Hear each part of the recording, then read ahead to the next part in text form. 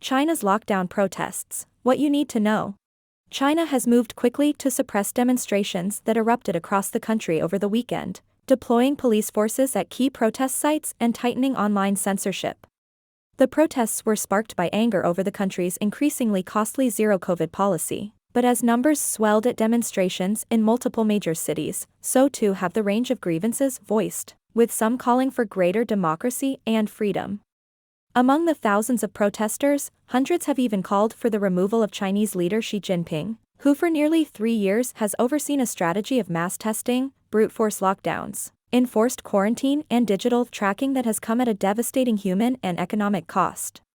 The protests were triggered by a deadly fire last Thursday in Urumqi, the capital of the far western region of Xinjiang.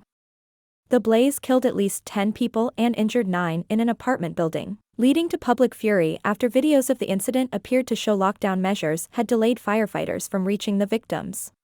The city had been under lockdown for more than 100 days, with residents unable to leave the region and many forced to stay home. Videos showed Urumqi residents marching to a government building and chanting for the end of lockdown on Friday. The following morning, the local government said it would lift the lockdown in stages, but did not provide a clear time frame or address the protests. That failed to quell public anger, and the protests rapidly spread beyond Xinjiang, with residents in cities and universities across China also taking to the streets. So far, CNN has verified 20 demonstrations that took place across 15 Chinese cities, including the capital Beijing and financial center Shanghai.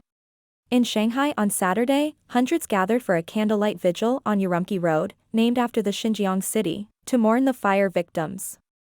Many held up blank sheets of white paper, a symbolic protest against censorship, and chanted, "Need human rights, need freedom." Some also shouted for Xi to step down, and sang the Internationale, a socialist anthem used as a call to action in demonstrations worldwide for more than a century. It was also sung during pro-democracy protests in Tiananmen Square in Beijing before a brutal crackdown by armed troops in 1989.